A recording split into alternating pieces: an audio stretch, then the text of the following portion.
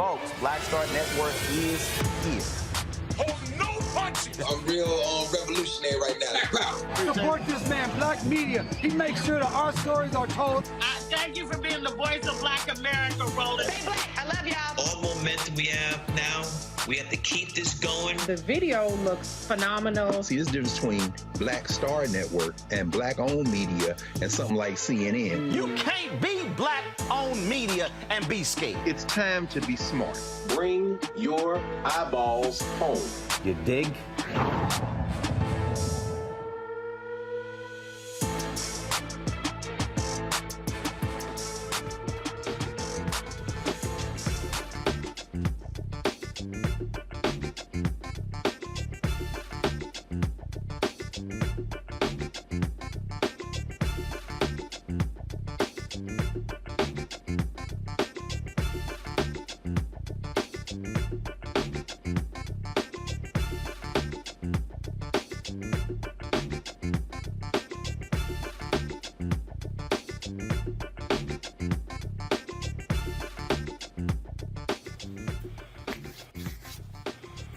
Today is Thursday, November 17th, 2022. Coming up on Roland Martin Unfiltered, streaming live on the Black Star Network, live here in Las Vegas. New leadership for Democrats in the United States House. Congressman Hakeem Jeffries of Brooklyn on his way to becoming the highest-ranking African-American ever in Congress. He will be the new Democratic leader. Also, of the entire leadership team, Speaker Nancy Pelosi, Steny Hoyer, Congressman Jim Clyburn, they all stepped down, paving the way for a new, young, and diverse Democratic leadership will break all this thing down for you. Also, black turnout. What was it like in the midterm elections? The National Coalition on Black Civic Participation broke down the numbers. We'll be joined by Melanie Campbell, the president and CEO, to talk about exactly how African Americans performed all across the country in this year's election. Shanquella Robinson, a black woman found dead in Mexico. A viral video going around showing her being savagely beaten by friends. So how did they rule that she somehow died on her own? Her family, they're demanding questions in this extremely strange case. Also, on today's show, we'll talk about the Pancreatic Cancer Awareness Month, folks. It affects so many of us. Congressman John Lewis, Congressman Alcee Hastings, both of them passed away due to pancreatic cancer. So we'll discuss that and how African Americans are greatly impacted by this devastating disease. And also, we'll discuss the new Pathways Act that deals with folks who have been incarcerated. All of that and more coming up on Roland Martin Unfiltered on the Black Star Network. It's time to bring the funk. Let's go. He's got it. Whatever the miss, he's on it. Whatever it is, he's got the scoop, the fact, the find. And when it breaks, he's right on time and it's rolling. Best believe he's knowing. Putting it down from sports to news to politics. With entertainment just for kicks, he's rolling. It's on go, roll, y'all. It's Roland Martin, Rolling with Roland now.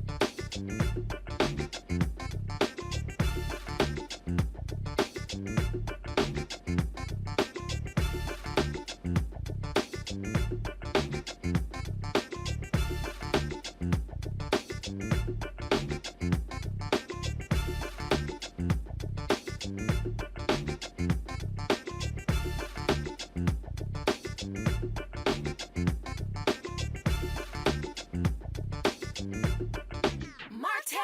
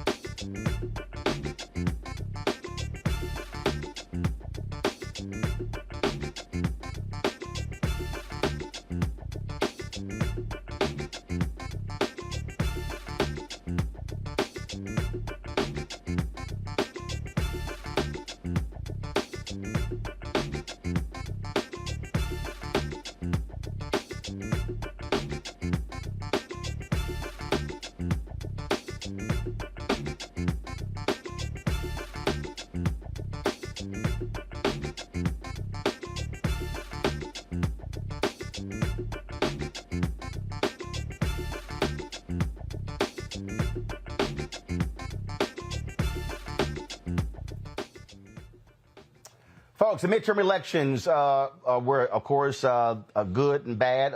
Republicans now control the United States House, but Democrats maintain control of the United States Senate. But the question is, how did black voters, what did they care about? How did they perform at the polls? The National Coalition on Black Civic Participation, as part of the Unity 22 Black Voting and Power Building campaign, the survey of 2,000 African Americans, an exit poll survey to ascertain their thoughts on this year's election. Joining us right now is Melanie Campbell. She's the president and CEO of the coalition to share these poll results. Melanie, glad to have you on the show. And so, what stands out the most in terms of what African Americans were talking about in this midterm? Okay. Well, thanks, Roland, and thank you for sharing earlier today the exit poll results on your platform. Top three issues. One, racism. What are the issues that are threatening you and your family, which is like that personal question, right? Number one issue was racism, rise in hate crimes. Number two was inflation, cost of living. And number three was gun violence. Another question that we asked was, what do you want the congressional candidates who committed to you to focus on? And so what was really, really telling was the issues around rights and our freedoms. Voting rights was number one. Reproductive rights came right behind, and racism was still high. What was on the fourth level, you had policing and criminal justice reform and protecting the safety net. So it was issues around rights, freedoms, as well as pocketbook issues. And I know one of the things that we do know is black folks still turned out, and we gave the Democrats, out of all the demographics, still the highest share of our vote. So as we go into we talk about what didn't happen with the red wave or lack thereof, Democrats do owe black people because we turned out, and especially our young people. And that I want to get to that in a second, but I want to pull the chart back up, folks, because I want to again look at the issues that African Americans identified as the top issue. So you pull that graphic back up, I would appreciate it. Okay, there you go. So we talk about structural violence, but one of the things that's interesting when you look here, Reproductive rights was number 3. LGBTQ rights was above. Policing, criminal justice reform, protecting the safety net, reducing inflation. So inflation for African Americans came in 7. And so it's interesting when you look at the mainstream white media exit polling data. It shows you that for the folks y'all surveyed, inflation was not in the top 5. It was not. You ask a couple of different ways of the question, but that broad question, as we go into this 118th Congress, it gives a clear understanding of what folks were thinking about when they talked about what they wanted the federal priorities to be about. And it's very, very clear we want to be about our rights and our freedoms, because at the end of the day, and I've heard you say this, Roland, too many times, if we don't have voting rights, all the rest of it is temporary, right? So our folks understood that, and that's how they reflected that in the responses they gave as they. This is the exit poll that we started when Ron Walters was living.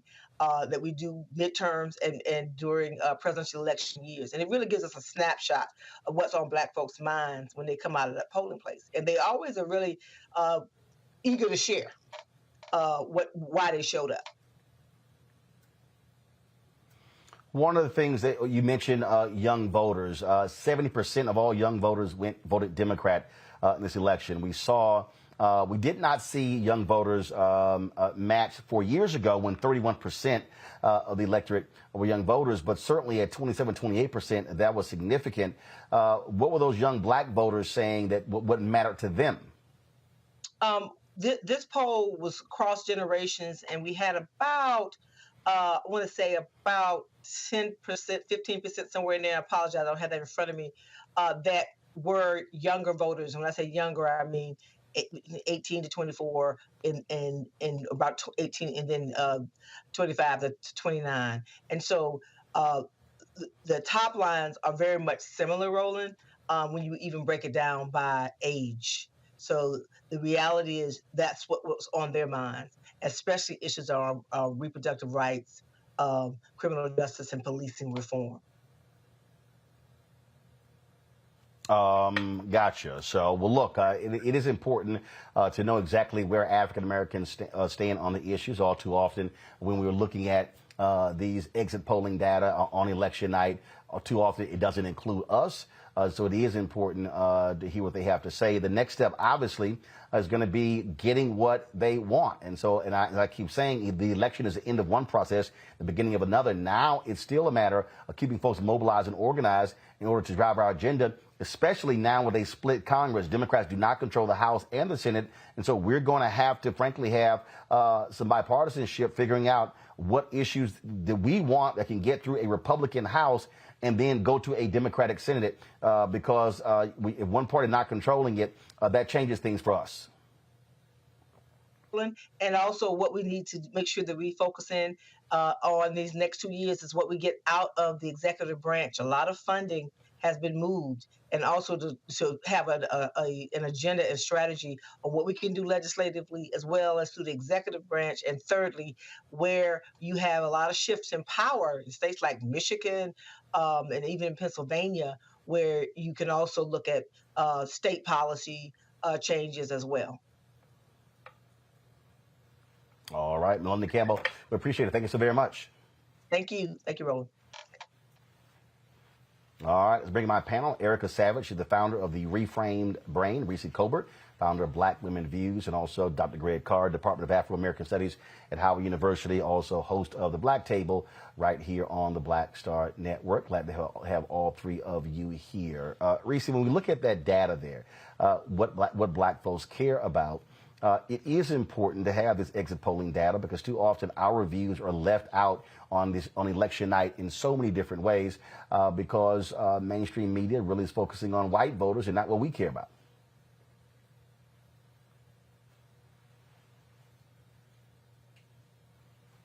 Reese, I think you're on mute, Reese. Okay, I got it now. Yeah, no, what I was saying. There we go. I think that mainstream media thinks of voting rights as like a a fleeting story that most people don't really care about. But our citizenship is something that is constantly under attack by the Republicans in particular. And until we have enshrined those rights and until they stop being under attack, they have to be at the top of the list for us. And then when you look at reproductive rights, we have to talk about the disparities and how Black women in particular have with maternal health, but in terms of our health outcomes in the system, as well as Black men. And so I think that it's always important to have data to back up what we say, because we say these things all the time. We have been emphasizing the assault on voting rights. We have been emphasizing the assault on our civil rights, but that's not necessarily what they're talking about on other mainstream platforms. So the data, I think, will help drive a conversation and drive accountability. And the reality is that what the House Republicans have already come out today and said is that they're interested in using their powers in the Judiciary Committee to go after President Biden and his family. And that is not going to help move Black America forward. Yeah, and we already see, Erica, what their focus is by focusing on Hunter Biden. And that was always their goal. They want to unleash a variety of investigations across the board. But we are going to have to think in terms of having to deal with a Republican Congress. And so if we're talking about a Black agenda, we're going to have to figure out what issues, what policies that we care about that can get through a Republican-controlled House, because Democrats control the Senate, but you got to have both houses, anything to get passed. Otherwise, the only way to get anything is, frankly, through executive order from President Joe Biden. Absolutely, Roland. And had the Republicans not been telegraphing, publishing think pieces to share exactly what their plans were, we would not be prompted to really share what we've been sharing over the past years with regards to what Republican Congress looks like, because we've seen that before, right? They'd already said that they were going to, as you just said, unleash their powers of the judiciary to go after President Biden and his family. So really clogging up what could be good work happening. I think, and Melanie said this, and this is something I've been thinking about for a great deal, which is really 2024. We know there was a flaccid, somewhat response to Donald Trump's, the son of a Klansman, announcing his run for presidency was affected a lot by what we saw in the midterms.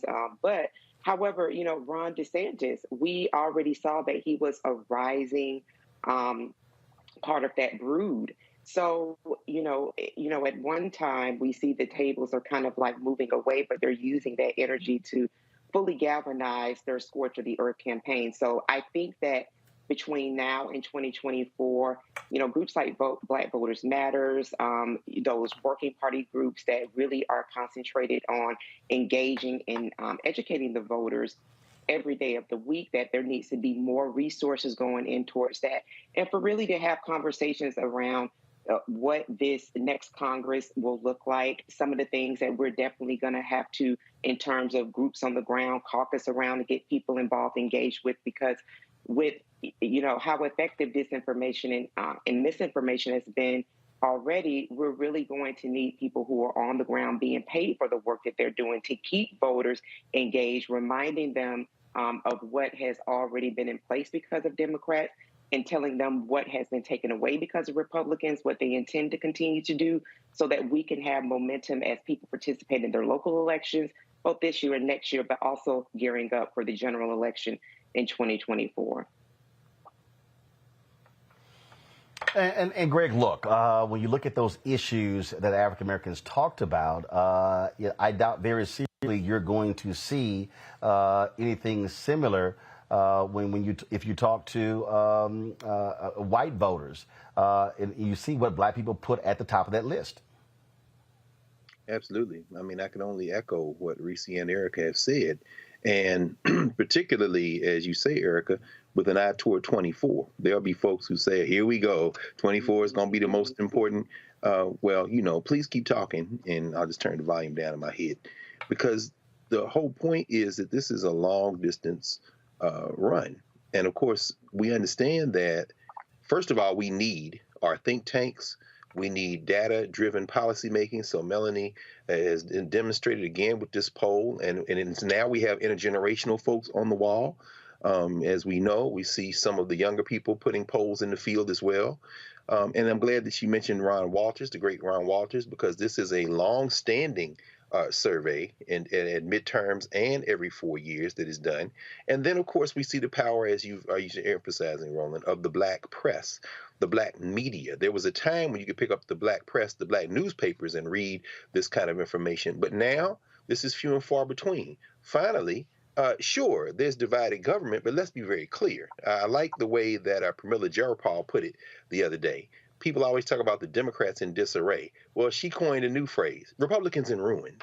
So let's be very clear. The Nut Caucus, and they may lose another member, looks like that Nut in the Colorado 3rd is only up by about 3,000 votes. So it'll probably trigger a recount. So who knows whether Lauren Boebert is coming back to Congress. But either way, it's a razor-thin majority. And while the kind of run-of-the-mill white nationalists like Kevin McCarthy and that boy out of Louisiana whose life was saved by black people at the softball game, Scalise, have kind of traded their Klan robes in for suits, they've got a whole nother group to worry about in the federal legislature. Now, depending on the House leadership, what emerges, if it's Hakeem Jeffries in them, it may very well be that they're going to be Democrats who are courted for their votes to pass legislation because the Nut wing of the Nut Party is not going to go along with that majority. I'm saying all that to say that it's going to be a lot, like you said, Erica, a lot's going to be on Joe Biden on executive order. A lot is going to fall on him. But finally, with the Republicans in a form of ruin, quite frankly, whether it be Herschel Walker in Georgia, whether it be Donald Trump announcing he's going to run for president of the United States, or whether it be people like the ghoulish Rick Scott in the Senate saying, I'm going to gut Social Security and all forms of the safety net, what we are faced with is an opportunity now to press the advantage. It might be better that the Republicans are in the majority so we can get a preview of what they are for, so that, led again by black people, we can fight with what we are for and what they are against. The distinction is clear now, and the black media, black-owned media, black-supported media like Black Star Network is putting it, as Joe Madison would say, where the goats can get it. And Reese, look, I mean, folks need to understand, you're going to see all-out war. You're going to see Republicans being loud, demanding all sorts of investigations. Don't be surprised. They're going to be demanding Merrick Garland coming to do with the DOJ, every single agency. That's what they do. And of course, and so here's what's going to be quite interesting, is if Democrats say, you know what, we're just going to defy your subpoenas. No Republican complained because that's what they did for the January 6th committee. But we know damn well that ain't how the Democrats get down. They are very much people about decorum, about rules and regulations. And the Republicans are all about power, and they don't give a damn who they have to steamroll over, okay? So that's never going to happen. However, what I do think needs to happen is that Democrats do not need to treat the Republicans like a legitimate governing party when they have already laid out their agenda of obstruction, misdirection, deflecting, and chaos. That's all that they're about. And so the challenge is going to be, how do you keep the government functioning, which is not their goal. Their goal is to deconstruct it and allow to hold on to some of the gains that have been made under the first 2 years of a Biden-Harris administration and Democratic majority Congress. Because we know that voters, much of them, many of them, are very lazy. They don't connect the dots. And they will start to see things are going to potentially have a turnaround in the economy. And the Democrats always seem to get the blame, and then they get to clean up the mess that Republicans make. So the challenge is going to be more so keeping the spotlight on the Republicans and their chaos, and making sure the American people know that they have no solutions to make things better for their everyday lives. If they can do that, then maybe we can get some sanity back in 2024 with the Democrats back in charge. Absolutely. Got to go to a break. We come back. We're going to talk about the changing of the guard in the U.S. House. Speaker Nancy Pelosi, Majority Leader Steny Hoyer, as well as the whip, Jim Clyburn, all of them are stepping down, and they're paving the way for a diverse, young Democratic leadership. We'll tell you what that means. And Congressman Hakeem Jeffries of Brooklyn being on the path to becoming the first African-American Speaker of the House in U.S. history. Folks, you're watching Roland Martin Unfiltered on the Black Star Network. Don't forget to download the Black Star Network app Available on all platforms: Apple phone, Android phone, Apple TV, Android TV, Roku, Amazon Fire TV, Xbox One, Samsung Smart TV. Support our show. Your resources make a huge difference. You can join our Bring the Funk fan club by sending a check and money order to P.O. Box 57196, Washington, D.C. 20037-0196. Cash App, $RM Unfiltered. PayPal is R Martin Unfiltered. Venmo is RM Unfiltered. Zelle is Roland at RolandSMartin.com. Roland at RolandMartinUnfiltered.com. And don't forget to get your copy of my book, White Fear, How the Browning of America is Making White Folks Lose Their Minds. Available at Ben Bella Books, Amazon, Barnes & Noble, IndieBound, Bookshop, Chapters, Books A Million, Target. You can also download a copy from Audible. We'll be right back.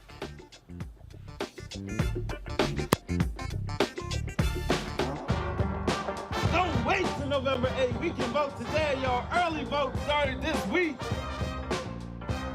We're on Savannah State University's campus. We will be dorm storming today, giving out treats for everyone. We hope to see everyone at the polls when it comes to November.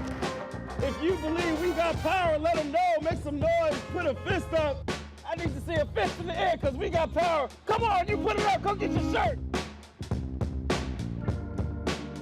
We're out here in the streets of Savannah, Georgia. James, do not forget to go vote. I got you. If we vote the right people in, we can make a change. We can get these resources in our community. I am a woman, and it is important that we have the say-so of what we want to do with our bodies. We're concentrating on entrepreneurism, providing young people with resources and training that they need in order to change their trajectories. We want Black down. Democracy is on the ballot. Voting rights is on the ballot. Voting suppression is on the ballot. I am most passionate about those three combined because they all impact each other. Savannah is my home. I care about my community, and I care about representation in my community.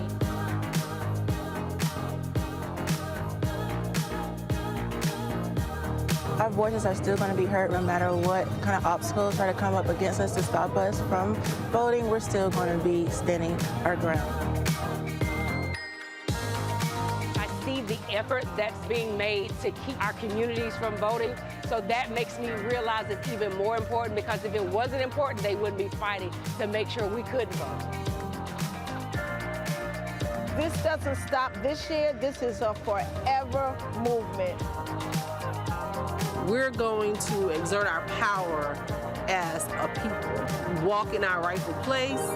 We're going to change our communities, fight for our communities, and build our communities.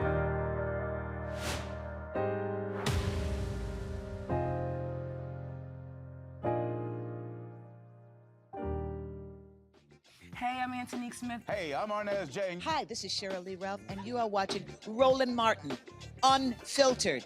I mean, could it be any other way? Really? It's Roland Martin.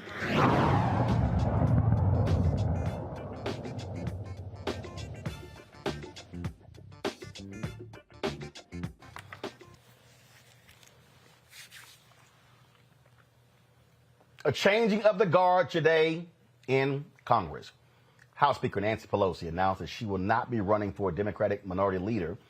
This is what she had to say as she was applauded by her House colleagues for her long-term leadership, more than 2 decades, as the first female Speaker of the House in American history. Scripture teaches us that for everything there is a season, a time for every purpose under heaven. My friends, no matter what title you all, my colleagues, have bestowed upon me, Speaker, Leader, Whip, there is no greater official honor for me than to stand on this floor and to speak for the people of San Francisco. This I will continue to do as a member of the House, speaking for the people of San Francisco, serving the great state of California, and defending our Constitution. And with great confidence in our caucus, I will not seek re-election to Democratic leadership in the next Congress. For me, the hour's come for a new generation to lead the Democratic caucus that I so deeply respect. And I'm grateful that so many are ready and willing to shoulder this awesome responsibility. Folks, this is huge, huge news. Not only did she step down, Steny Hoyer of Maryland announced that he was not going to also run, as well as Congressman Jim Clyburn. All three of them, if you combine their ages, is more than 250 years. And so they understood the importance of having the next generation. And so Speaker Pelosi, by stepping down, says that all three are going to remain in Congress to assist the new leadership. And it is indeed very diverse, led by the fifth ranking member who leads the House Democratic Caucus is Congressman Hakeem Jeffries. He is going to be in position to be the next Democratic leader, and if they regain control of the U.S. House, the first African-American Speaker of the House. Joining us right now is Congresswoman Brenda Lawrence from Michigan. She is at the airport, and so glad to have you on the show, Congresswoman. This is a huge day. You're also leaving Congress, but I must say, this transition, how this was done, I think, is quite impressive by these three. Understanding they've served quite some time, understanding all three of them up there in age, and then to step aside and create the pathway for the next generation of leadership is quite impressive. It is, and thank you for having me, Roland. Today was an amazing day. You know, when the speaker made the comment, there's a time and season for every purpose under the sun. I came to that realization in my own personal career of 30 years of elected office. Now, I want everyone to know Nancy Pelosi is the GOAT. She is the greatest of all time when it comes to herding policy, fundraising, dealing with the house of cats when it comes to the Democratic caucus, building consensus, sitting at the table with presidents and international leaders. She is one of the most strategic minds, and I have seen her under pressure and been really frustrated and angry with members and other individuals, but when it came time to do the work, she always showed up. I can tell you how proud I am to have had my tenure in Congress be under her leadership. And when it comes to Hakeem Jeffries, you're talking about passing the baton. I can call people young. He is right age where he can put in some tenure in Congress. He has strategically placed himself and done the right things. He's been all over this country campaigning for members, fundraising. He has been at the table of leadership for over the last 10 years. He is amazing. He's a amazing orator. He has the personality and the ability, like Nancy, to manage your emotions and keep your eyes zero focus on the prize. I'm excited about him having this opportunity, and I feel strongly he's the one to pass the baton to. You know, the thing I think that when we look at what's going on here, and obviously Democrats, it's a lot different when you're in the minority versus being in the majority. But people had been saying for quite some time that it was time for new leadership, to have the top three Democrats in the House, all of them over 80 or very close to 80 years of age. As I said, all three combined, you're talking about almost 250 years. And they have been diligent servants, but you do have to have the next generation leaders. It's a little hard, Congressman Jeffries. Look, he's 54, and a lot of people don't understand Congress, that when you talk about leadership, you're talking about folks who typically are going to be. I mean, first of all, you're lucky to have leaders who are in their mid 60s in Congress, because it's based upon seniority. Yes. And so think about another thing that's happening here. None of the three are saying they're leaving Congress, so they will be there to advise and support. So can you imagine being Hakeem Jeffrey with all of his own skills and relationships to be able to lean over, tap someone on the shoulder who has been doing this for decades. For Congressman Conyers, who had, I'm sorry, Clyburn. I'm from Michigan. That was a slip. To have Congressman Clyburn with all of his history. I mean, I served in Black Caucus with John Lewis, John Conyers, with Rangel, with Clyburn. These amazing historians who have not only read, they know and met people and have lived through the history of so much of this country.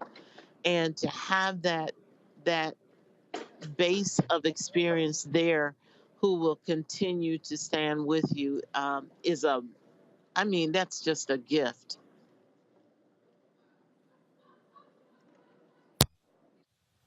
And it was Congresswoman Joyce Beatty who said that there's really little doubt that the entire CBC will be standing behind Congressman Hakeem Jeffries to assume the top position in the Democratic caucus, or the Democratic side. We've been planning for a long time because, Nancy Pelosi had made that promise that she was going to run for another 2 terms and she was, not going to run again. So obviously, we in the Black Caucus and in other caucuses in Congress, they've been putting out their, what's the plan? What are we going to do? And it's a good time when there's transition and it's not chaos. And so for me today, I felt like it was transition. I mean, I didn't see like I'm walking out the door, you're on your own, I've done mine, now you do yours. It was thoughtful. And so I think we're in a good place as Dems. And it's going to be hard, whoever is the leader, because I've been in the minority. I've served under Republican and Democratic presidents, and having the minority in the House is not a good place, especially with the temperament of the Republicans now in the House. We're going to have to fight off investigations, impeachments, taking away committee assignments, because they've had a few years of piling up anger and resentment. And then you got the Trump factor built into that. So, Hakeem is going to need all the support he can get, and the Black Caucus will be there for him.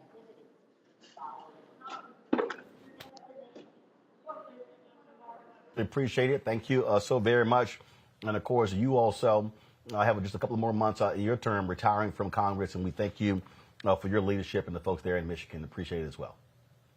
And I know you talk to people all the time. If I could just give you this, because I'm a firm believer of recognizing those who helped us through this cycle. Michigan went all the way blue. It's just amazing. You have always showed up for us. You keep the line of knowledge going where people can be educated, hopefully motivated, and your commitment to this democracy, because we can't do it alone as elected officials. Just want to say thank you, because you were part of stopping the red wave, and thank God we're not in the best place, but man, we're so much better than we could have been. And so I just want to say thank you to you. You are a warrior, and history, whether they say it now or say it later, will show when Black America needed someone, you show up. So thank you. Congresswoman, I appreciate it. Thank you so very much for that. Appreciate it. Thanks a lot. Okay. Be blessed and happy holidays. All right, likewise. Safe travels. Folks, Congressman Hakeem Jeffries is, like I said, he's from Brooklyn. He is often known to drop references to Biggie Smalls in a lot of his speeches. And he has not been shy in going after Republicans. We pulled together a few clips of some of his greatest hits. And trust me, he had no issue hitting Republicans. And if Justice Thomas really wants to deal with bullying in America, or this problem of people supposedly unwilling to accept outcomes that they don't like, I've got some advice for Justice Thomas. Start in your own home. have a conversation with Jeannie Thomas. She refused to accept the legitimacy of the 2020 presidential election. Why? Because she didn't like the outcome. And so instead, she tried to steal the election, overthrow the United States government, and install a tyrant. That's bullying. That's being unwilling to accept an outcome because you don't like the results, because the former twice impeached so-called president of the United States of America lost legitimately to Joe Biden. How did she respond? Instead, she said the Bidens should face a military tribunal in Guantanamo Bay on trumped-up charges of sedition. You've got to be kidding me. And lastly, let me ask this question of Brother Thomas. Why are you such a hater? Hate on civil rights, hate on women's rights, hate on reproductive rights, hate on voting rights, hate on marital rights, hate on equal protection under the law, hate on liberty and justice for all, hate on free and fair elections. Why are you such a hater? And you think you can get away with it, escape public scrutiny, because you think that shamelessness is your superpower? Mr. Chairman, a point of order. Here's a news flash straight from the House Judiciary Committee. Point of order. Truth pressed to the ground will rise again, and truth will be your kryptonite. How the heck did you become the head of the Department of Justice? So hopefully you can help me work through this confusion. All right, well, Congressman, Mr. Whitaker, that was a statement, not a question. Okay. I assume you know the difference.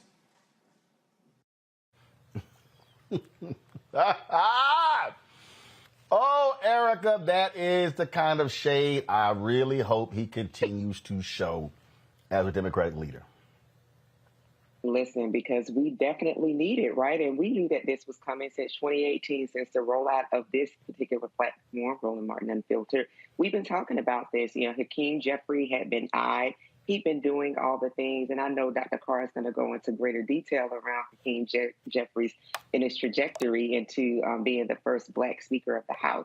But this is the path that he's been on, and we just talked about it. Reese just talked about the whole decorum, the really need for a breath of new energy, and it's to give respect and give flowers where they're due, right? The $1.2 billion that Leader Pelosi raised for the Democratic Party, the way that she has, championed her particular congressional district for 35 years as the leader, for a significant period of time, the first woman leader. But this is now the time for change, particularly since the Republicans have told you they are agents of chaos. They are domestic terrorists. This is the way that it will be. They have said from education levels. They have said from the basic human rights level. Lest we forget, 2020 Republicans were trying to shut people down from being able to vote in a very safe way, absentee ballot. So Hakeem Jeffries, I think, saying all that to say that Hakeem Jeffries is definitely going to be welcomed fresh air into the party, because the fight that we're going to have to fight is going to be a fight that definitely requires a level of energy, and really being able to say that this is really how we need to go into these new battles with the Republicans. We can't go in playing classical music. We got to have on Life or Death, Biggie's classic. The thing that I think that when we look at this, Greg, and really break down this transition, was smart. Had to have the three of them say, we're leaving together, usher in new leadership, younger, African-American, male, Hispanic male, I think a white woman, and those, they still have to vote, but pretty much they've already decided who the three are going to be. And they're going to need fighters.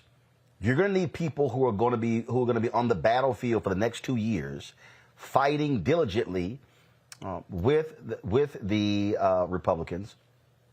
And Greg, I also say this here, with Congressman Jeffries being leader, we can also now get to see the leader talk to black-owned media.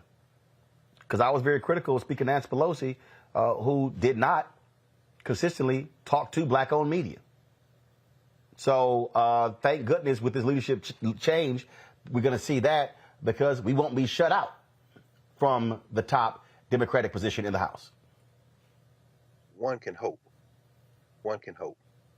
I don't, and of course, we've seen Brother Hakeem, Congressman Jeffries, on your platforms. So, yeah, I think that that's probably true. You know, this, of course, has been in the plan, in the works for a very long time.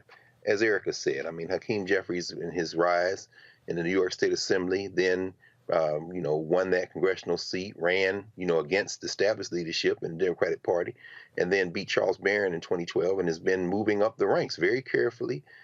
He probably is closer to being a centrist, although he is a member of the Congressional Progressive Caucus. You can't take that away from him and should credit him for that. But he's not the son of, he's not the son of an old school fist fighter like Nancy Pelosi, the daughter of Thomas DeSandro, the former mayor of Baltimore. She rep California, but she's really Baltimore. And the thing about Nancy Pelosi is she stand up and make you salute. I think that not only has Hakeem Jeffries learned a lot from Nancy Pelosi, he will continue to learn a lot because she's about to now not be a backbencher, but basically, I would dare say probably not as influential as Don Corleone to Michael Corleone when he became the consigliere in The Godfather, but she's not going anywhere. And they planned this all out. If the Democrats had kept the House, then of course they were going to try to push some legislation through. They kept both houses and Biden signed some legislation.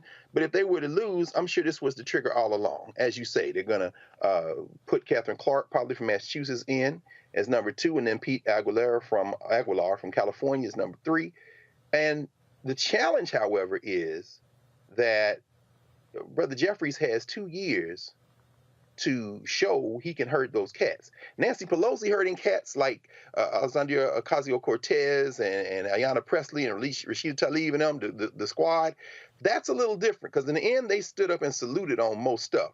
Hakeem Jeffries, you know, particularly given, you know, the fact that with his, Team Blue Pack crew, they supported incumbents, not all incumbents. Now, they didn't support Couliar in Texas because he got all kind of scandals, but they didn't also go out and to rush to the aid necessarily of progressives. That's going to, you know, we got to see how he manages his own emotions and really keeps that caucus together. Finally, there are some new voices in the federal legislature. My former student, Summer Lee, who's coming in from the 12th Pennsylvania, you know, she's joining the squad. Hakeem Jeffries is going to need more than hip-hop quotes to keep the Democratic Party together, just like the Republican Party has a hard white nationalist flank. The Democratic Party, and this isn't an equivalency at all, I'm just saying they've got a progressive flank that is deeply suspicious of Hakeem Jeffries, and he's going to have to show, he's got 24 months to show his political mettle. I think he's up to the challenge, but I think the jury is out. This next 2 years is probably best they lost. It's probably best they lost the House of Representatives because this gives them 2 years, particularly with Trump around, DeSantis and them, to hide behind those boogeymen before they reemerge. And I think they will reemerge, and Hakeem Jeffries is going to be the speaker, and then that's when the fun's going to start. You know, I think it's a trip, Reese, when you look at folks like Yank Uger of the Young Turks, who's just going off, going crazy. He tweeted, I don't know why any progressive would vote for Hakeem Jeffries for leader. He is diametrically opposed to us on most of our policy priorities and represents the corporate wing of the party. And then, so he's been, tweeting up a storm. He said, let's be honest, progressive leadership in Congress has been a disaster. We've gotten almost none of our priorities passed. We have not used any of our power or leverage. They went with the trust leadership strategy, which was both naive and craven. It led to 0 results. And here's the whole deal. Yank is wrong. And I'm going to say this, and I'm going to say this repeatedly, and this is the hard thing. Democratic progressives are going to have to learn and understand the math. The Democratic Party, and I don't care. Y'all can sit here and yell, holler, scream, tell me I'm wrong. This is a fact. The Democratic Party simply has a much larger tent than the Republicans. In the Republican Party, you're either right or hard right. There are no moderates in the Republican Party. They don't exist.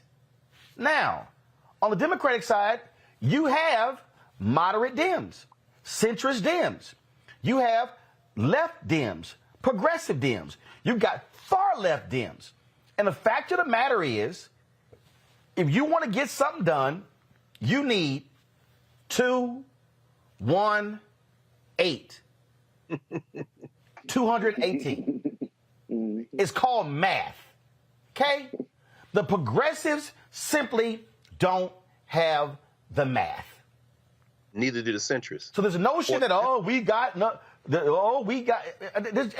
And the centrists don't have the math. Nobody has the math. Right. Exactly. Nobody has the math. Right. So when you don't have the math, what do you have to do? Exactly. You got to negotiate. You got to compromise. And you do. It's just a fact. And so I'll say this, Yank Uger. It's also an insult to black people. With the attacks on Congressman Jeffries, because I know a lot of black folks got mad respect for Congressman Jeffries and what he's been able to do. And anybody knows you ain't black and you climb up the leadership ladder of any political party just because. Reese, go ahead. First of all, Chank is full of shit. He need to comment. He need to comment on bestiality and other shit because he is not a real progressive. And as I've said many times, there is a white supremacy problem on the progressive side. This is the same motherfucker that was just last week talking about he supports Rick Caruso over Karen Bass. So he doesn't like black progressives. And be clear, black politicians are far more progressive than half of these white politicians that you never hear them say boo about. Okay? So Hakeem Jeffries, if we want to look at the facts, his voting record, if you put up against a progressive that the white people are okay with, like Congresswoman Jayapal, and it's no shade to her, but they vote the same way 98% of the time. The only time they don't vote the same way is that a lot of these progressives don't vote for the National Defense Authorization. They usually vote no on that. So that's the only real major difference. So it's not about policy.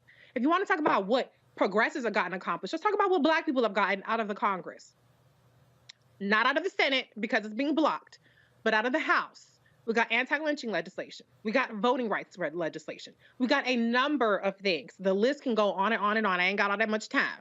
So we got what we need in terms of what pushes us forward. We just had the exit polling on what black people are prioritizing.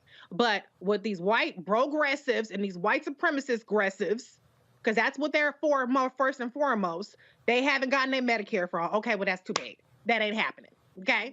Black people, we ain't got reparations for the alphabet soup gang. They get to talk about reparations and y'all got Medicare for all. But guess what? That is a drop in the bucket of the problems that we have to address in the United States of America. So I do take exception to calling Hakeem Jeffries a centrist when his voting record is progressive, when his priorities, much of his legislation that he focuses on is on criminal justice reform, is on civil rights, with a particular emphasis on racial equity and reforming systems. And so where I'm not going to sit up there and let these white progressives or white presenting, white adjacent, whatever the hell the situation might be, progressives sit up there and slander this black man, like they do all black politicians, as neoliberal corporate shields and centrists and this, that, and the other. And they don't have any receipts to back it up other than their stupid ass opinions that don't count for nothing. I'm not gonna let them do that.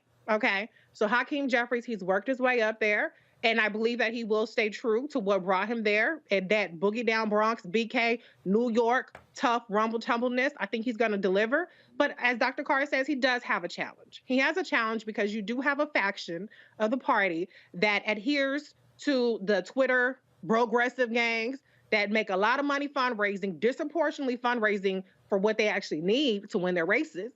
And it's profitable. And it gives them more popularity to be contrarian and to sit up there and trash everybody else that ain't getting their little wish list. So I do think he has a huge challenge ahead, but I think that it's great that he's going to have the opportunity to learn from the best, which Speaker Pelosi is, and continue to build that pipeline. And I don't want to just see him up there. Now the next who's in number, rank 5, 6, 7, 8, 9, 10. Let's get some black women in there. Let's build a pipeline so that we are at the table as well. I just think that, again, on a day like this, it's just sort of silly to sit here and condemn because, again, you can, at the end of the day, the leader has to get things done. And guess what?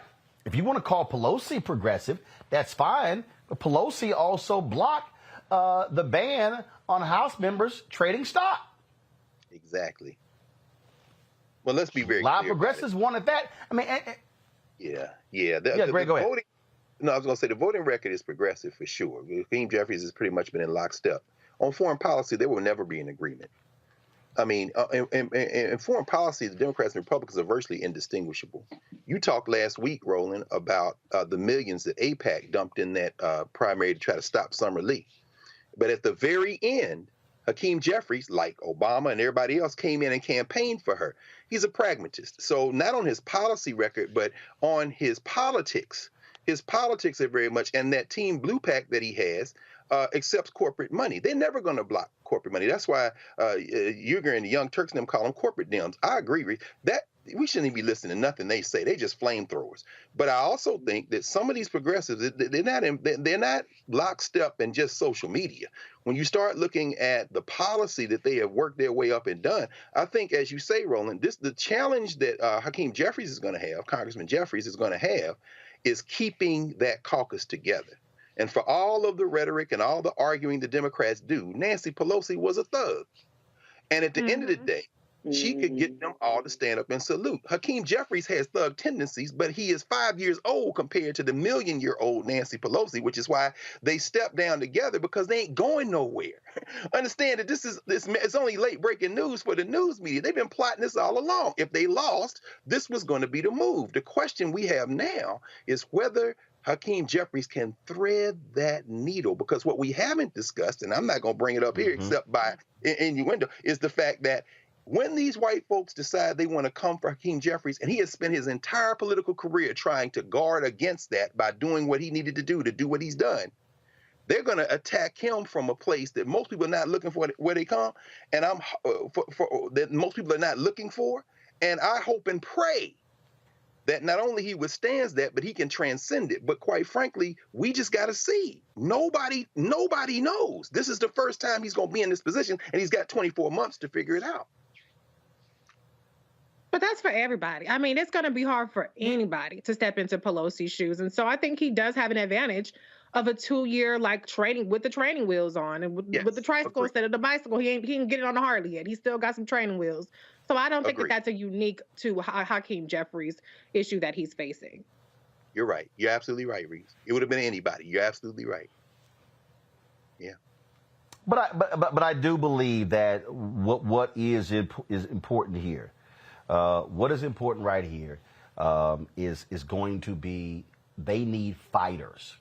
The Republicans for the next 2 years are going to be engaged in culture wars. They're going to be engaged in investigations, and you're going to need people who are ready to do battle.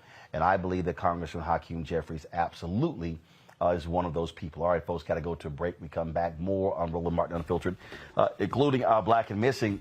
In this strange case out of Mexico, a black woman from Charlotte goes to Mexico with friends, goes to Cabo. Video is posted of her being savagely beaten. She ends up with all sorts of injuries, broken spine. She's dead. Her friends come back to the United States. Authorities say she just died. How?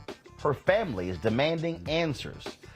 We'll discuss that as well. You're watching Roland Martin Unfiltered on the Black Star Network, folks. Don't forget, if you want to support us, first of all, if you're watching on YouTube, hit the like button. Same thing, Facebook, Twitch, Instagram. Hit the like button, hit the share button. Let folks know we're here. Trust me, when we are able to hit 1,000, 1,500, or 2,000 likes on YouTube, that helps us tremendously with their algorithm, which increases our revenue as well. And so please, we want to hit that. With those numbers when we come back, I would love for us to be at, again, 1,000 plus likes with nearly 4,000 folks watching right now. So y'all, it's hard, it's free. So just hit the doggone button. Right now, we're at 1,100, so let's take that thing up, y'all. Let's hit 2,000 today, please. Let's do that. So hit the like button. Download the Black Star Network app, Apple phone, Android phone, Apple TV, Android TV, Roku, Amazon Fire TV, Xbox One, Samsung Smart TV. And you can also, of course, join our Bring the Funk fan club as well. Check in money orders to P.O. Box 57196, Washington, D.C. 20037-0196. Cash App, $ RM Unfiltered, PayPal, R Martin Unfiltered, Venmo is RM Unfiltered. Zelle is Roland at RolandSMartin.com. Roland at RolandMartin.com. We'll be right back. I am on screen, and I am representing what a black man is to the entire world that's gonna see this. And this might be the only black man, a representation of a black man that they see. Right. So I am responsible. Right. For how they see black men. And it's my responsibility to, if I am not playing an upstanding, honorable, someone with a strong principle and moral core, to make sure that this character is so specific. Right. That it is him, not black men. And I wish that more actors would realize how important their position is as an actor of color, playing people of color on screen. Because there are people that see us all over the world in these different images that we portray. And not everyone knows black people to know, yes, that's not all.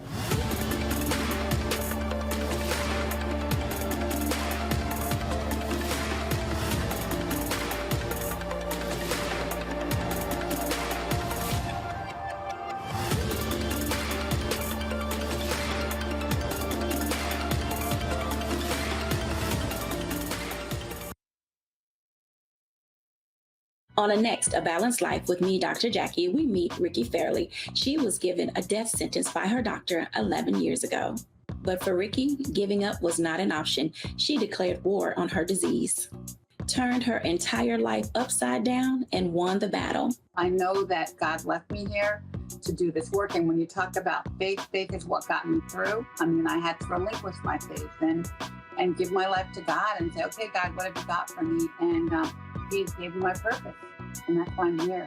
Her amazing story of strength, balance, and survival here on A Balanced Life with Dr. Jackie on Black Star Network.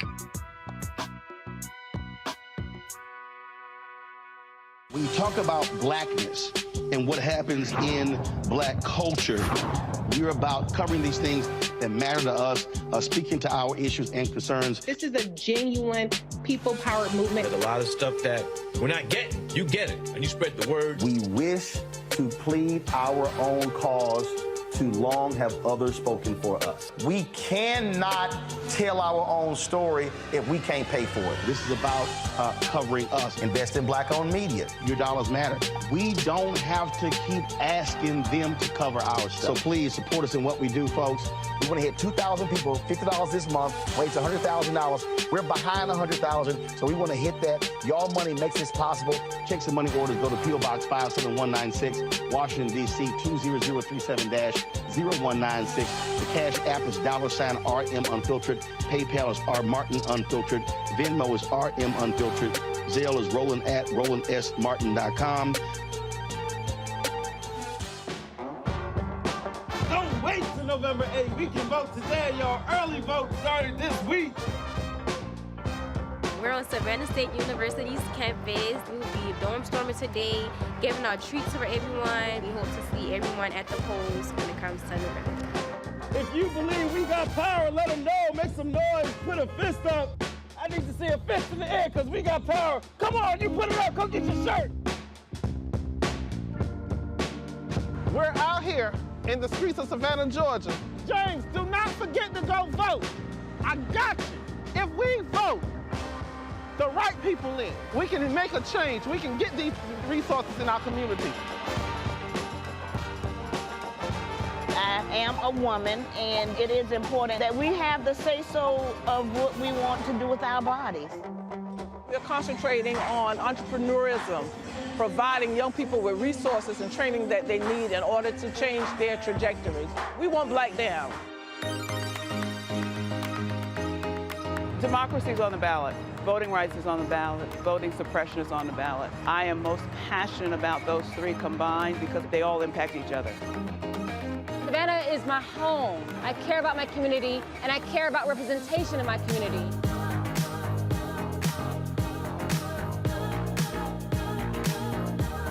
Our voices are still going to be heard no matter what kind of obstacles try to come up against us to stop us from voting. We're still going to be standing our ground.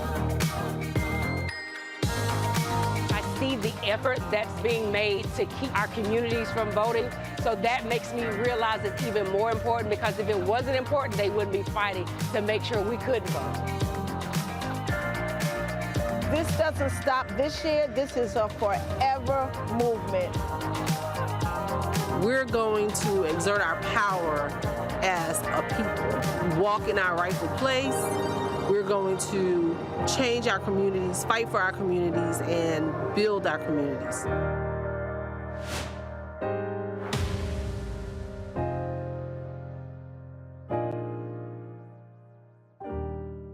Hatred on the streets, a horrific scene, a white nationalist rally that descended into deadly violence. White people are losing their damn minds. As an angry pro-Trump mob storms the U.S. Capitol, we've seen We're about to see the rise of what I call white minority resistance. We have seen white folks in this country who simply cannot tolerate black folks voting. I think what we're seeing is the inevitable result of violent denial. This is part of American history. Every time that people of color have made progress, whether real or symbolic, there has been what Carol Anderson at Emory University calls white rage as a backlash. This is the rise of the Proud Boys and the Boogaloo Boys. America, there's going to be more of this. Here's all the Proud Boys, guys. This country is getting increasingly racist in its behaviors and its attitudes because of the fear of white people. The fear that they're taking our jobs, they're taking our resources, they're taking our women. This is white fear.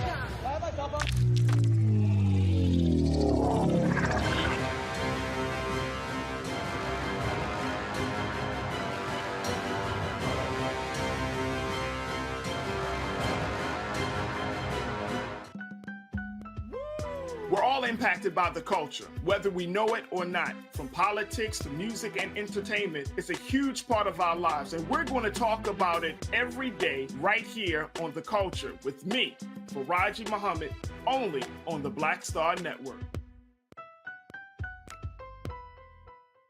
Folks, Black Star Network is here. I'm real revolutionary right now. Support this man, Black Media. He makes sure that our stories are told. Thank you for being the voice of Black America, Roland. Stay black. I love y'all. All momentum we have now, we have to keep this going. The video looks phenomenal. See, this difference between Black Star Network and black-owned media and something like CNN. You can't be black-owned media and be scared. It's time to be smart. Bring your eyeballs home. You dig?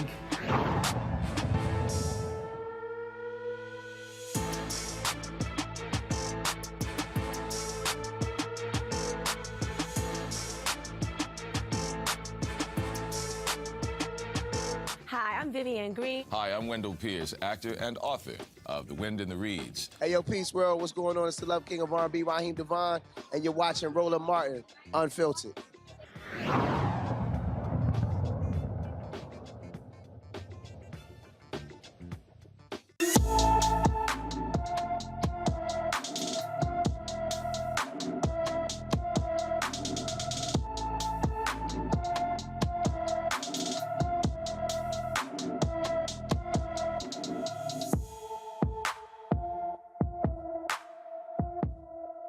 Folks, Ashley Rozier has been missing from Loxahatchee, Florida since October 3rd. The 17-year-old is 5 feet 8 inches tall, weighs 120 pounds, with black hair and brown hair. Anyone with information about Ashley Rozier should call the Palm Beach County, Florida Sheriff's Office at 561-688-3400, 561-688-3400. Folks, we have lost a number of folks to pancreatic cancer. Congressman John Lewis, of course, passed away of that. Also, Congressman Alcee Hastings had pancreatic cancer just a few days ago. I got a text message. My friend, brother Jay Harris, who's an anchor at ESPN, his mother was diagnosed with pancreatic cancer, was given 6 months. She passed away after 6 weeks. And so condolences go out to Jay Harris and his family.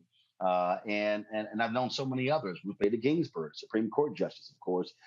She had bouts with pancreatic cancer as well. Steve Jobs passed away of Apple. But did you know that African Americans will have a higher incidence of pancreatic cancer than any other group in the United States. Another one of those health categories where we don't want to be leading. The incident rate for Blacks is 15.9 per 100,000 people, while for whites is 13.4 per 100,000. Not only is pancreatic cancer more common among African Americans, but African Americans are more often diagnosed with advanced inoperable pancreatic cancer. African Americans are also less likely to undergo evaluation by a surgeon and less likely to receive surgery than any other racial group in the United States. Folks, joining us right now is Julie Fleshman. She's the president and CEO of PanCan. Julie, glad to have you here. Whenever these things happen and we read these stats, Julie, it just for so often, I don't care, pancreatic cancer, breast cancer, prostate cancer, diabetes, we go on and on and on, how African Americans are unfortunately leading in so many of these areas, and it's leading to our folks dying earlier. Absolutely. And that's right. We really want to get the word out about the symptoms and the risk factors for pancreatic cancer. So in particular, the Black American community knows about the disease and is aware that they're at risk and understands what the symptoms are so that when they're experiencing any of those things, they can go in and talk to their doctor about it. And so, what does the medical folks do? What are they doing? Because when you start looking at less likely to have the kind of surgery, less likely to be diagnosed, that's a problem with the doctors. Yes, absolutely. And pancreatic cancer is a challenging disease. It is the third leading cause of cancer death in the United States. The 5-year survival rate is just 11%. And so it's a difficult disease anyways. And then you layer on top of it some of these other issues that you're raising. PanCan provides a wonderful patient services program that's available free of charge to anyone. Patient, family member, a friend of the patient can call in and get connected to a case manager and get information and resources so that the patient and the family can make informed decisions about their care. So I certainly want to make sure that the African American community is aware of PanCan, is aware of the services that we offer, and if there is anyone that is facing this disease, that they call, get information and resources. We can help direct them to a specialist, a pancreatic cancer specialist in their area. We can provide them with information about treatment options, about clinical trials. So we are trying to do our part to ensure that individuals are informed, educated, and ultimately can be their own best, champions of their health. So if we're talking about seeing changes in this country, what about the dollars? Are the proper dollars going to informing, educating African Americans about this issue? Is there a disparity there? Yeah, I think it's a great question and something that we can absolutely do better. I think there's just a lack of awareness about pancreatic cancer just in general across, all ethnic and racial groups, but in particular in the African American community where we know there is a higher incidence of pancreatic cancer. We need to be doing better. PanCan, our organization, works with healthcare professionals and hospitals all across the country. We have an amazing volunteer network that's helping us to educate doctors locally, but need more people to raise their hand and get involved, and would love more people from the African American community to join our movement, to volunteer, to help us educate local communities about pancreatic cancer and the risk and the symptoms. So again, that they can. The one of the challenges of pancreatic cancer is there is no early detection test. So because there's no early detection test, usually by the time the disease is diagnosed, it's late stage, it's already spread to other organs, and it makes it very difficult to treat. And so because there's no early detection test, instead, we need to educate people about their risk of pancreatic cancer and then the symptoms and the signs so that, again, if someone is potentially experiencing these symptoms or signs, that they know that they absolutely should go in and talk to their doctor.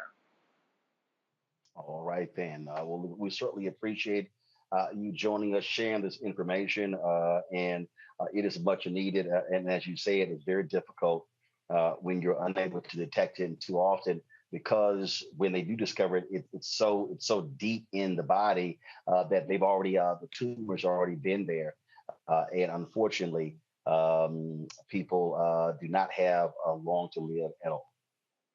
Yep, that's absolutely right. And again, looking for leaders in the African American community who can join with us to help educate the public. Talking about, you talked about the 2 members of Congress that have recently, died from pancreatic cancer. We work closely with Congress and have been looking at ways through some of our champions in Congress that we can do a better job of educating the public, and then specifically of educating the African American community about their risk of this disease. All right, then. Well, we sure appreciate it. Thanks a lot. Thanks so much for having me. All right, folks, got to go to a break. We come back. We're going to discuss this strange case out of Mexico. This Black woman from North Carolina found beaten, dead, significant injuries, broken spine. Why officials in Mexico saying she had natural causes? Especially when we now see this video where she was there with friends, where she was captured being viciously beaten. Folks, you see people discussing Shanquella Robinson. We'll talk about that next on Roland Martin Unfiltered, right here on the Black Star Network. Pull up a chair, take your seat. The Black Tape with me, Dr. Greg Carr, here on the Black Star Network. Every week, we'll take a deeper dive into the world we're living in. Join the conversation only on the Black Star Network. I'm Angie Stone. Hi, I'm Teresa Griffin. Oh, Roland. Hey, Roland. I am so disappointed that you are not here, first of all. Where's our dance? It's like we get a dance in every time I see you. And so now you're not here for me to dance with, sir. You and your ascot. I need it. I need that in my life right now. Okay, I love you, Roland. What's up? I'm Lance Gross, and you're watching Roland Martin Unfiltered.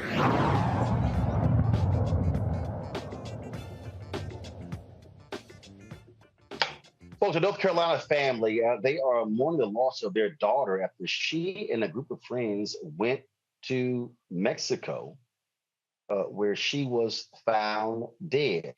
You've seen this trending, Shanquella Robinson.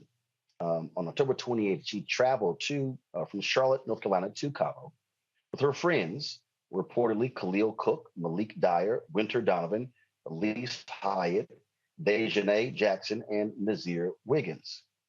Robinson's parents, Bernard and Salamandra Robinson, said her friends told them Shanquella died from alcohol poisoning 24 hours after arriving in Mexico. However, the Robinsons received an autopsy report on Thursday saying that Shanquella's neck was broken and her spinal cord was cracked. Now, different national agencies in the United States have become involved in this. The U.S. State Department has issued the following statement. We are aware of these reports. Protecting the welfare of U.S. citizens overseas is among our top priorities. Out of respect for the privacy of those involved, we have no further comment at this time. The Robinson funeral is going to take place on Saturday. Now, folks, there's a video that has gone viral showing Shanquella being beaten by another woman. You don't know who this woman is in the video. You also literally hear the voices of several men watching this thing play out, not intervening, not doing anything. It is a violent video. We want to warn you that could be triggering. So please, if you desire to look away while we play this video. It is only 17 seconds, but it is a sad one to see. So folks, go ahead and roll that video. Quilla, can you at least fight back? No. At least something. At least fight back, something. Get up, bro. Get up. Yeah. bring my panel in right now. That is a very, very disturbing video to watch, Erica. To also, you go to Cabo with so-called friends. You're being beaten, and then somebody on the video game, well, at least fight back. Well, at least your punk ass step in and say, hey, friends should be fighting like this here. And then to find out she had a cracked spine, a broken neck. I'm sorry, unless she was drinking and fell off of a balcony on a car below, I'm sorry, there's got to be some kind of explanation. And for these, and then these so-called friends, she's dead, booked their flights, return home, like no biggie. Come on. Wow. Yeah, I was not able to watch that, and definitely want to send condolences to the family of Shanquilla Robinson. That was fucking horrifying to hear, to have to even pick up some of the audio, because what we're actually, unfortunately, have to have now witnessed, either by listening, watching, or a combination of both, is really kind of like a reality show segment made real, where somebody is actually dead. There is no, okay, well, you use one life like we used to in video games. You have 2 more extra lives. That baby is gone. She's dead. And at the hands, or with the circumstances of friends surrounding, because the only reason we're actually privy to this is because some asshole was standing up recording the whole damn thing. Listen, I was in Mexico not long ago, in Cancun specifically, and just even the travel from the States to Mexico, there's all these different things that are running through your mind, going through customs, then going through the airport where there are tons of people speaking Spanish at you, and just making sure that you get to the place where you need to get to so that you can get to wherever it is you're staying. And I can't imagine having to go through all of that and then having to endure that snippet of what we heard, and not come away with somebody having made a justification for having killed somebody, and it be normal, and it's at the hands of skinfolk.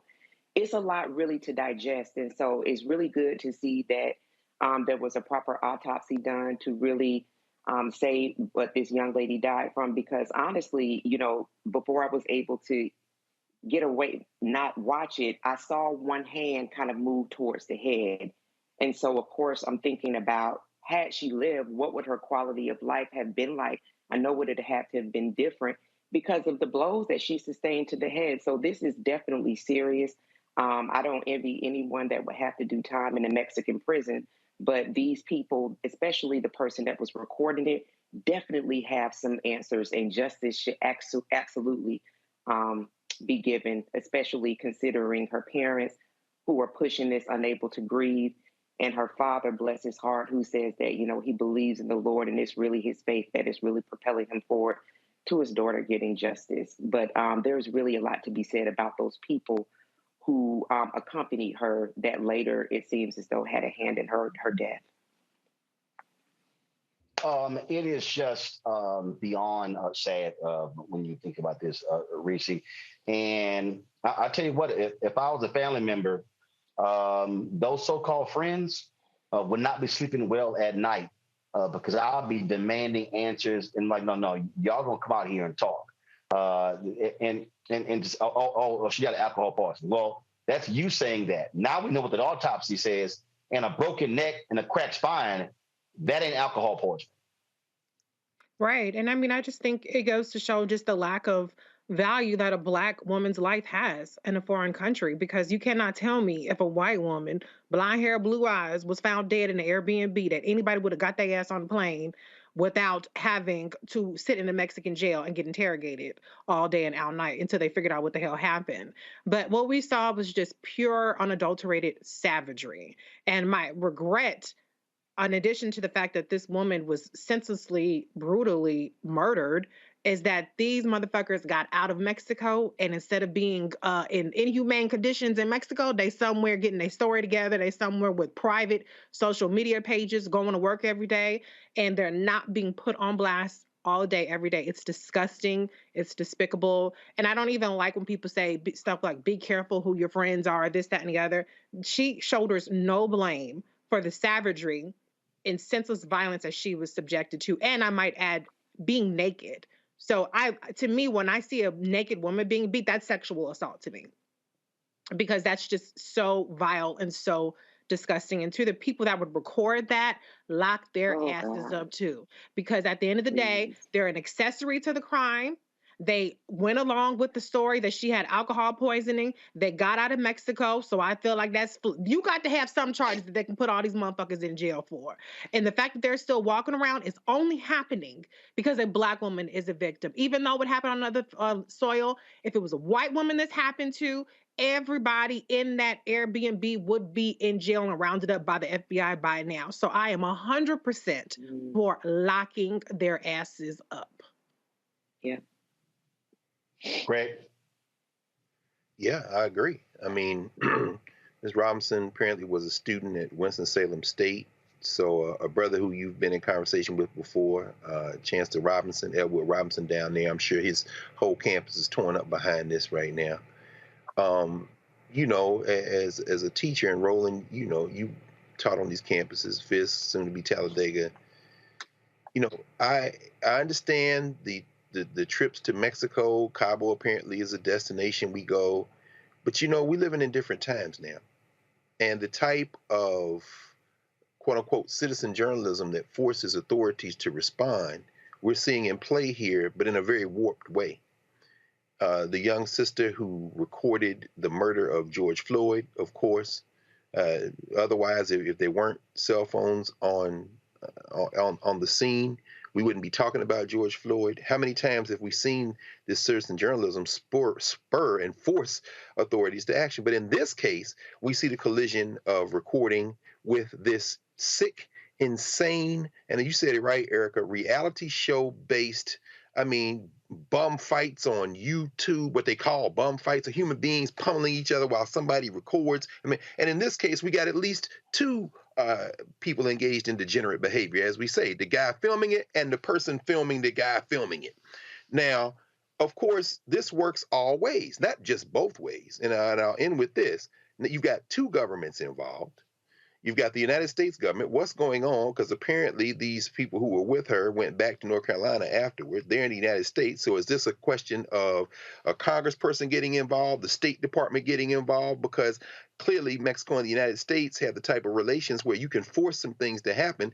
But finally, while that's going on, we have, again, citizen journalism. Why? Because people are all over social media right now, posting who they think it was who did the filming, who filmed the filmer, who was with her. They're not waiting on an investigation. And I think that's ultimately where the solution is going to lie. The people who know these folks are already putting them on blast, and they're all over social media everywhere. And ultimately, these state authorities in two countries are gonna move. They're going to move. This story is far from over, and it's going to be people who make it happen. And indeed, and the folks at Untold Freedom, to Mallory and others, they have been in touch with her family. And so we certainly look forward to continue to cover this story and make sure that it gets the attention that it rightfully deserves. All right, folks, let's talk about the issue of people who are being released from prison every single year into a world that they don't necessarily recognize. Some 600,000 people, again, released every single year. And upon their release, they face significant barriers to reentry, like getting a government ID, which is a requirement for housing, for getting a bank account and registering to vote. And to help those re-entering society, Congressman Kwesi Mfume and Congresswoman Bonnie Watson-Coleman of New Jersey, they have introduced the New Pathways Act. Congresswoman Coleman joins us right now to explain exactly what this bill will do. Glad to have you on the show. First, before we do that, I do want to get, we had Congresswoman Brenda Lawrence on earlier, and I want to get just your thoughts on today's announcement, the changing of the guard in the House Democratic caucus, if you will, with Speaker Nancy Pelosi saying she would not run for leader, paving the way for Congressman Hakeem Jeffries, who's right across the river there from you, ascending to the top of the leadership. Well, I think that she kind of hit the nail on the head when she said that there is a season for all I things. think you're there. And she believes that this is the season where we should have new leadership, a new generation of leadership. The people that we think will rise to the top, Hakeem, Catherine, and Pete, have been around and had the benefit of being under the tutelage of a Nancy Pelosi, a Jim Clyburn, a Steny Hoyer. They're really good at what they do. They have a lot of respect in our caucus. And I think that while losing Nancy Pelosi, who's been an amazing leader, is a bit bittersweet, I understand that there is a season for change. And we're in it as far as she is concerned, and we're in it as far as some of our other leaders are concerned, and we'll be just fine. We'll still have them around. That's the really good thing, is that we'll still have the benefit of their wisdom and their cautionaries, because they will still be in Congress.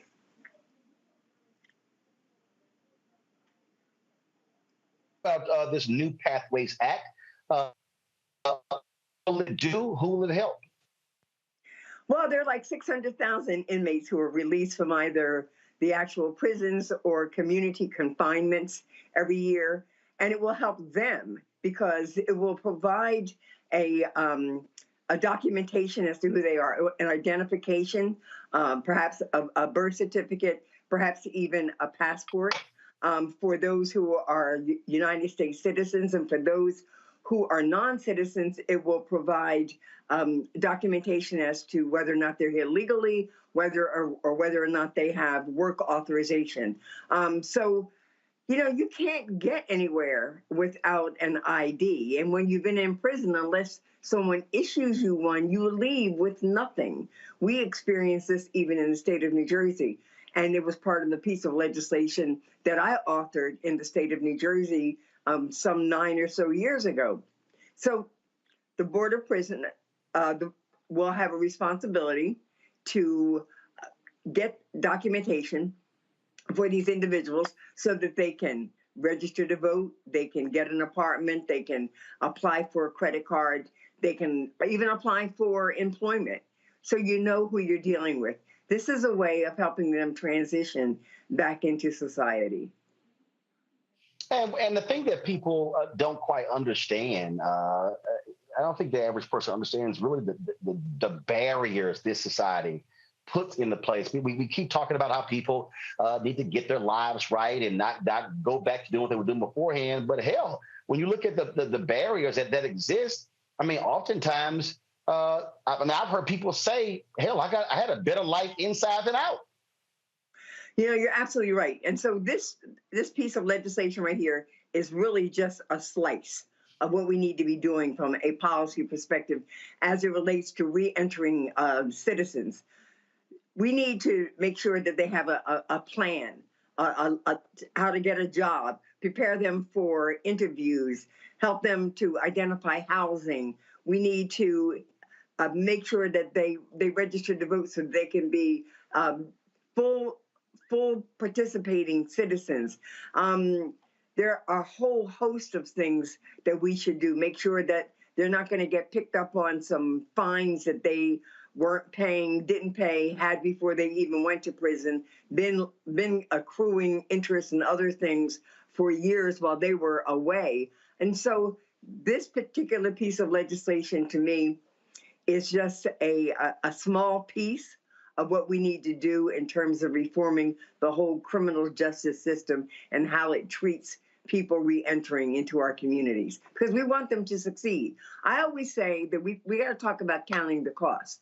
It is better to allow these citizens to come, or these individuals to come back into the communities, get jobs, have decent housing, be able to reconnect with their families and pay taxes, as opposed to having to rely upon the coffers of the government, whether it's state or local, to support them.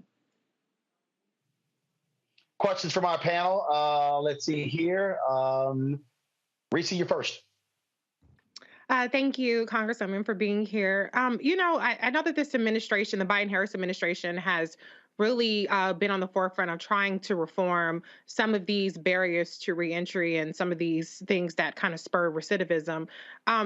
Do you think that this, if it doesn't happen to get through this Congress, has a chance with executive action to make these kind of changes that you're proposing? I think that that's a good possibility. But I have to tell you, I think that this is such a simple step.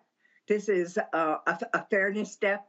This is not something that is radical in any nature. And I would think that even Republicans should not have a problem with it.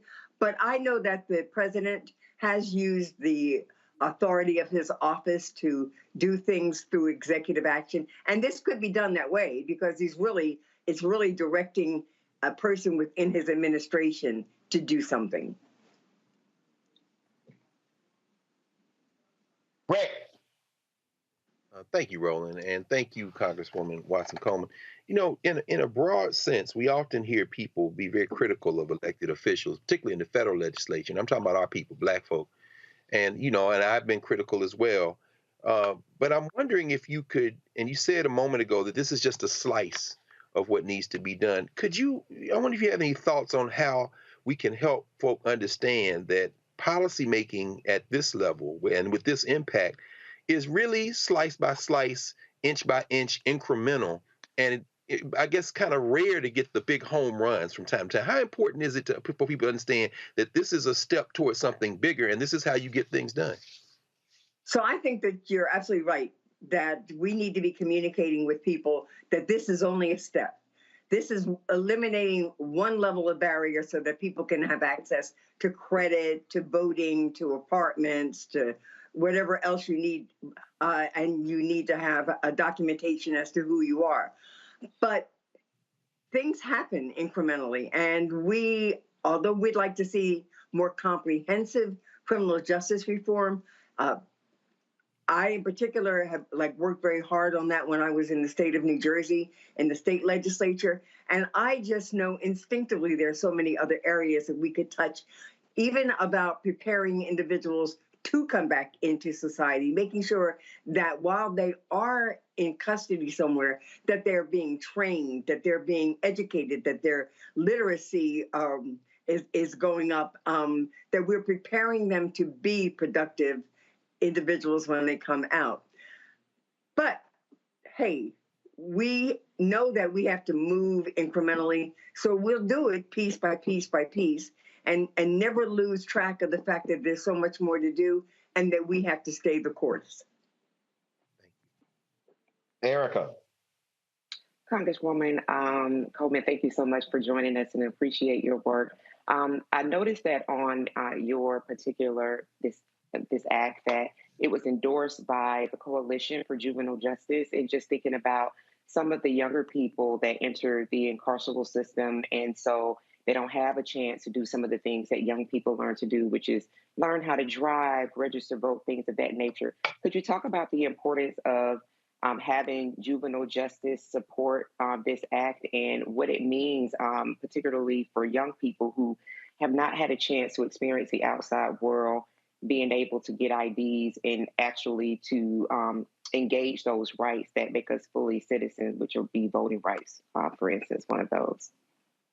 So I thank you. I think that this bill, just providing instruction and identification and hopefully assistance in developing a work plan, a life plan, and putting them in touch with the organizations and associations that could be helpful to them is good. I think our approach to criminal justice reform needs to be more closely aligned with alternatives to incarceration for our young people. We need to make sure that if in any way, shape, or form they have to be taken from the neighborhood, then they ought to be in education-oriented programs that may very well be residential programs, but the emphasis should be placed on preparing them literacy-wise, skills-wise, seeing what their futures could be. But with regard to this particular piece of legislation, it will be helpful to them. I mean, some of them don't even have access to their birth certificates.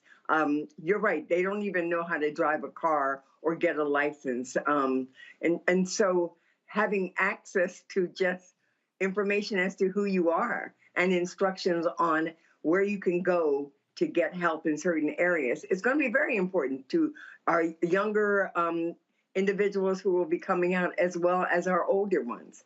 But I still think that the emphasis as it relates to juvenile justice ought to be on education and not incarceration and punishment. All right, then. Well, look, Congresswoman, we surely appreciate it. Thanks a lot. Good luck. Thank you for having me. Thank you very much for even covering all these issues, Roland. I really appreciate that. Well, that's why it's important to have Black-owned media that gives us all the time necessary to it, because we're not interested in asking mainstream media for permission. We can do it our damn selves. Amen. I appreciate it. Thanks a lot. Bye-bye. Thank you. All right, folks, got to go to a break. Quick break.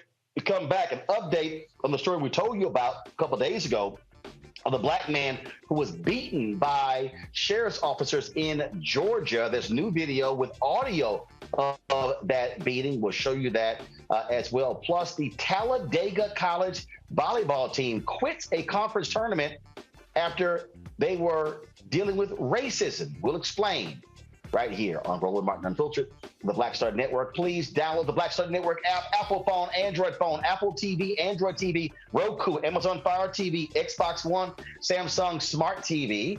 And of course, you can also join our Bring the Funk fan club. Check in money orders. Go to P.O. Box 57196, Washington, D.C., 20037-0196. Cash App, $RM Unfiltered. PayPal is R Martin Unfiltered. Venmo is RM Unfiltered. Zelle is Roland at RolandSMartin.com. Roland at RolandMartinUnfiltered.com. You can also, of course, buy my book, White Fear, How the Browning of America is Making White Folks Lose Their Minds.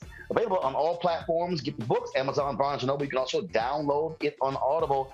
And again, if you're watching on YouTube, Twitch, Instagram, hit that like button, folks. We want to get those numbers up as big as we possibly can. I'll be right back. On the next A Balanced Life with me, Dr. Jackie, we meet Ricky Fairley. She was given a death sentence by her doctor 11 years ago. But for Ricky, giving up was not an option. She declared war on her disease, turned her entire life upside down, and won the battle. I know that God left me here to do this work. And when you talk about faith, faith is what got me through. I mean, I had to relinquish my faith and give my life to God and say, okay, God, what have you got for me? And He gave me my purpose. And that's why I'm here.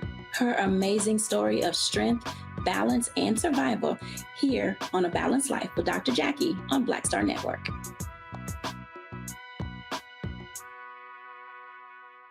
Hi, I'm BB Winans. Hey, I'm Donnie Simpson. What's up? I'm Lance Gross, and you're watching Roland Martin Unfiltered.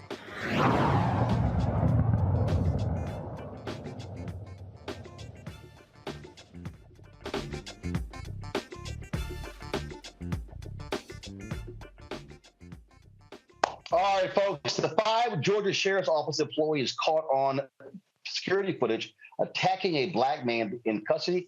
They have not been placed on administrative duty. The Camden County Sheriff's Office employees were placed on administrative duty more than 2 months after the September beating of Jared Hobbs. This really is coming because the video became public. They are serving in a non-law enforcement function while the investigations are conducted. Now, folks, there's another video that has audio of this vicious attack. Watch this.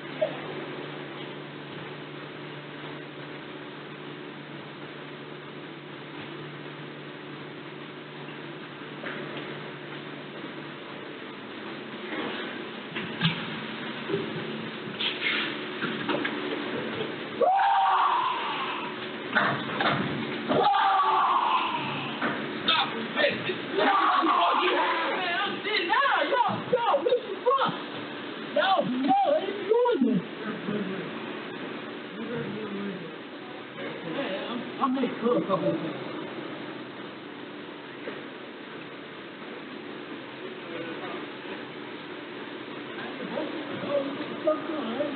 Put your hand. If you gonna let me get up, give us the other hand. How the fuck I'm on one leg? You stupid motherfucker. I'm on one leg, you stupid.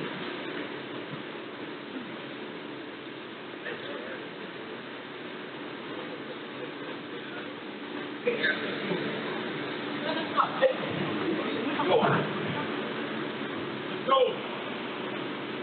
Let's go.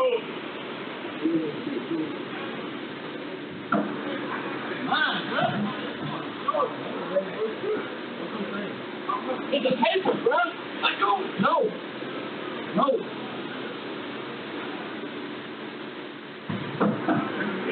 It's a paper, bro. All you gotta do is wait.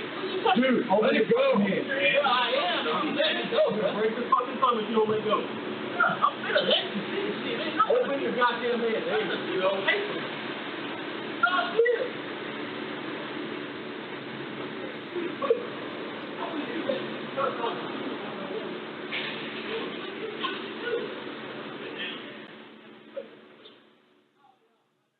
Folks, this is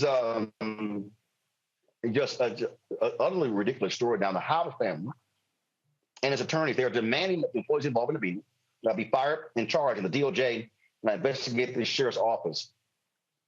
Here's the thing here, Erica.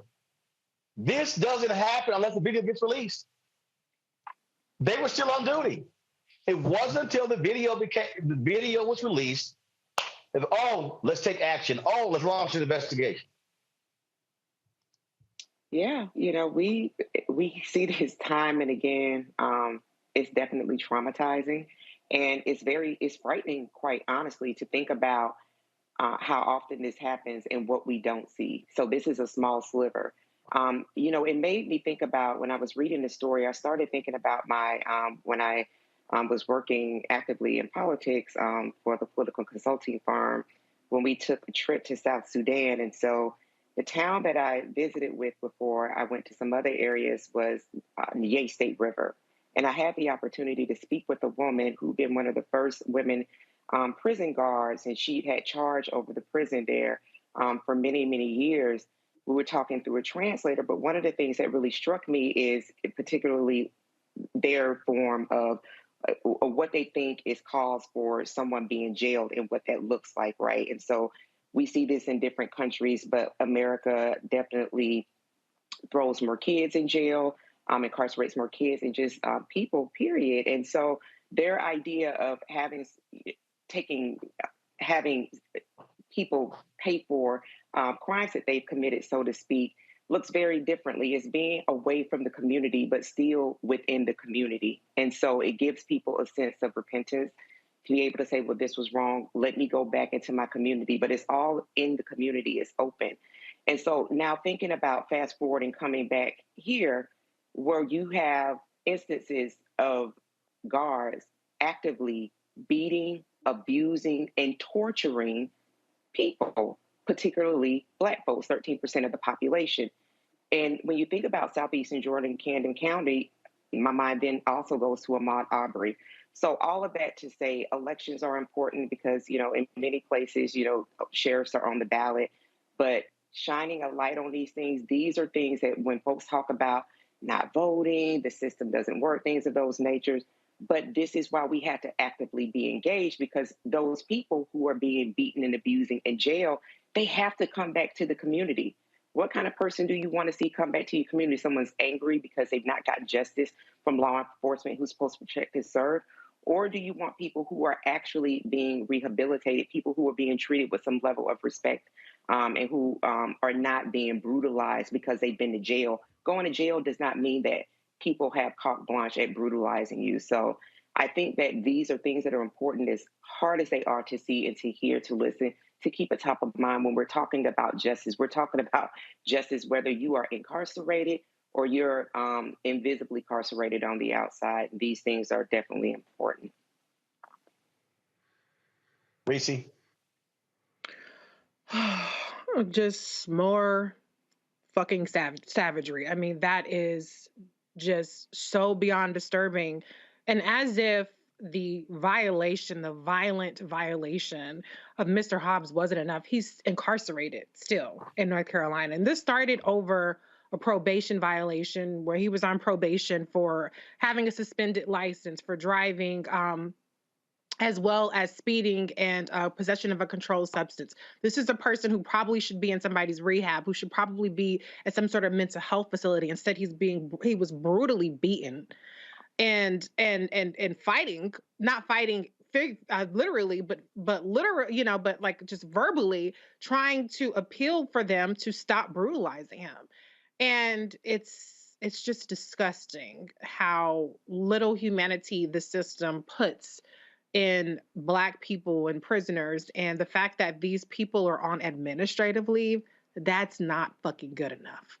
What does it actually take to fire these savages, these pigs that are out there brutalizing people? If that's not enough, then you wonder why these people continue to escalate in their violence, to kill people and have qualified immunity and go on about their damn lives like nothing happened. This is disgusting. It's sickening. And it's just another abuse on top of another abuse. So my heart goes out to Mr. Hobbs. And I mean, the federal judge is different jurisdiction, and he admitted to violating his probation, but God damn it, come on. What rehabilitative justice is there in keeping him locked up in North Carolina? The whole system is fucked up and working exactly as it's designed. Right. Absolutely. I mean, Erica, you've got the intimate experience with the military. I don't know what type of community that is. I've never been there. I know it's just south of the South Carolina line. It's the Sea Islands. I know that's where one of the United States nuclear subs is. So I'm assuming there's a kind of swollen neck, empty-minded military gloss in that part of Trump country. And it's really disgusting, as you say, Reese. They weren't placed on administrative leave. They were placed on administrative duty with non-law enforcement function. Those white boys are still going to work. And so, you act that way with impunity because there's nobody, as you would often say, Reese, who gonna check me, boo? I mean, if this is a part of the country where they can do whatever they want, as Slick Rick said, you should listen to what we say. Because this type of shit that happens every day. This is what they do. Mm-hmm. But what I find a little glimmer of hope, even as we see Bakari Sellers is one of the people going to be on the legal team, and I think this is going to be worked out. It's going to have to be worked out because the pressure is up. The national embassy presidents have weighed in, the local embassy chapter. They are going to fight, and we're going to all support that. But I must say, without being able to distinguish who was talking to who, when I assume that was Hobbs, called one of them crackers, "You stupid motherfucker."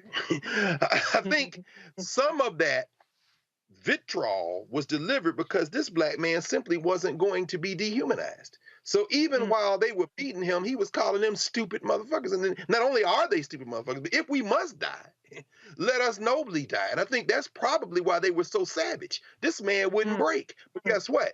Y'all got some more lessons coming as you're not having any babies. And we're going to talk about that tomorrow, aren't we, Roland, on the Black Table? You're going to walk us through white fear. You can't punch your way out of this one, you five little white boys. Go get y'all a little check. But it's coming. It's coming, you stupid motherfuckers. Anyway. Well, and they will be cutting a check, too. Trust me. Folks, Alabama HBCU is withdrawn from a women's volleyball tournament after a member was subjected to racial abuse. Last week, a Talladega College volleyball player was using a cell phone data transfer feature when she received a racially motivated picture during the Southern States Athletic Conference's Volleyball Awards banquet. Conference officials are still investigating the incident, haven't released the details of what the image showed, but described the act as violent and vicious. Conference stated following the incident, quote, "The SSAC will not condone this type of behavior. We are very supportive of all of our student athletes, coaches, and staff from 11 institutions. We sincerely regret that this occurrence happened." The team left the banquet and quit the tournament.